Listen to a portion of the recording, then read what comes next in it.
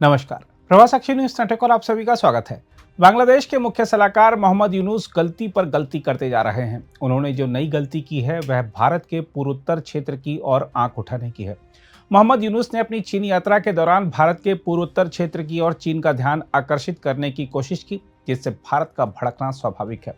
पूर्वोत्तर क्षेत्र पर चीन की भी नजर लगी ही रहती है, यह बात बांग्लादेश भली भांति जानता है। इसलिए मोहम्मद यूनुस ने जो गुस्ताखी की है उसे भारत हल्के में नहीं लेगा।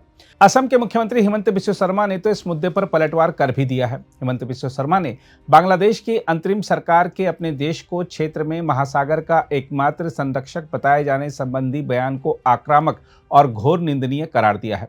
हम आपको बता दें कि बांग्लादेश के मुख्य सलाहकार मोहम्मद यूनुस ने चीन से बांग्लादेश में अपना आर्थिक प्रभाव बढ़ाने की अपील करते हुए उल्लेख किया था कि भारत के पूर्वोत्तर राज्यों का चारों ओर से जमीन से घिरा होना इस संबंध में एक अवसर साबित हो सकता है।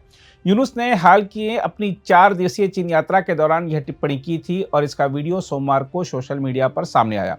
हिमंत बिस्वा शर्मा ने सोशल मीडिया मंच एक्स पर लिखा, बांग्लादेश की तथाकथित अंतरिम सरकार के मोहम्मद यूनुस द्वारा दिया गया वह बयान अपमानजनक और घोर निंदनीय है, जिसमें उन्होंने पूर्वोत्तर भारत के 7 राज्यों को जमीन से घिरा बताया और बांग्लादेश को उनकी समुद्री पहुंच का संरक्षक बताया। उन्होंने कहा, मोहम्मद यूनुस के ऐसे भड़काऊ बयानों को हल्के में नहीं लिया जाना चाहिए, क्योंकि ये बयान गहन रणनीतिक विचारों और दीर्घकालिक एजेंडे को दर्शाते हैं।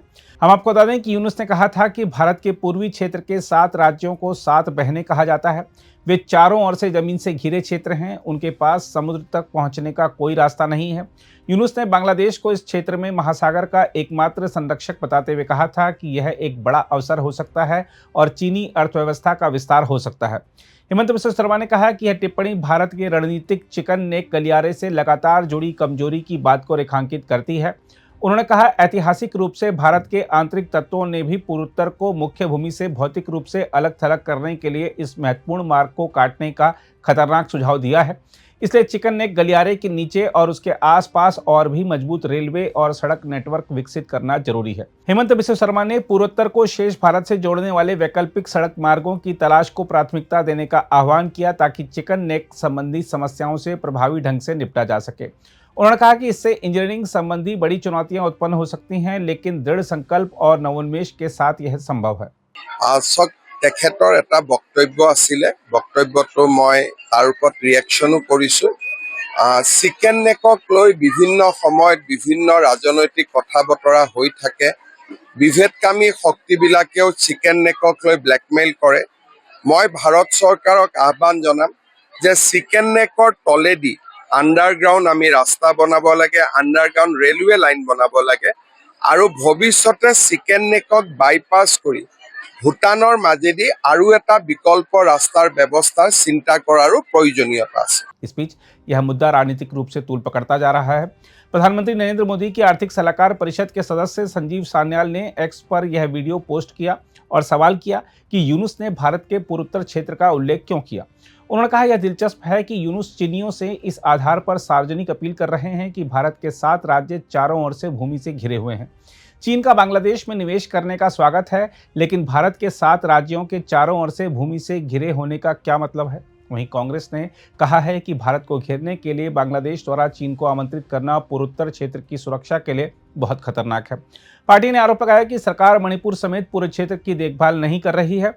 कांग्रेस के मीडिया और प्रचार विभाग के प्रमुख पवन खेड़ा ने एक्स पर पोस्ट किया, भारत को घेरने के लिए बांग्लादेश चीन को आमंत्रित कर रहा है।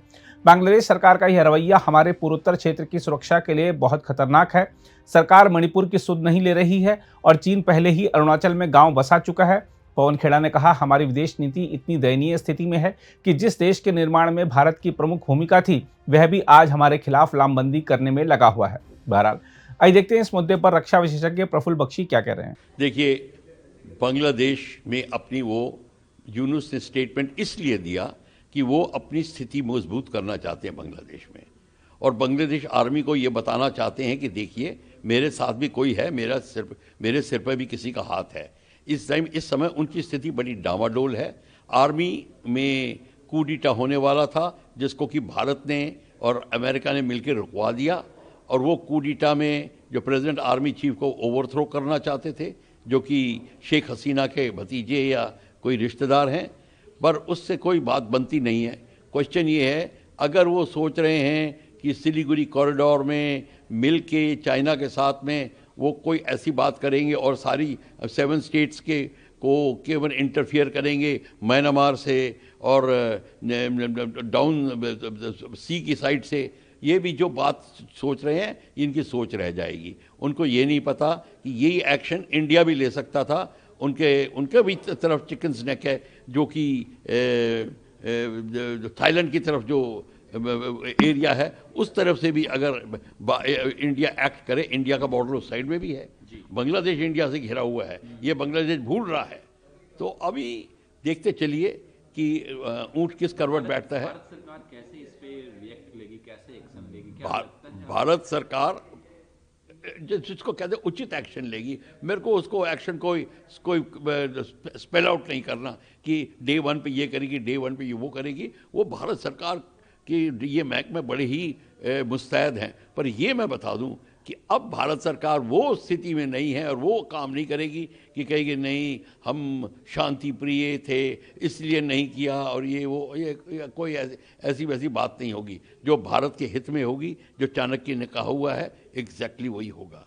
और हम किसी से कम नहीं। ये अगर कोई हमारे पे सत्ता चाल चल रहा है तो उसको इक्का हम दिखाना चाहते हैं। अगर आप भी लेना चाहते हैं देश दुनिया की तमाम जानकारी तो आज ही सब्सक्राइब करें हमारे चैनल को।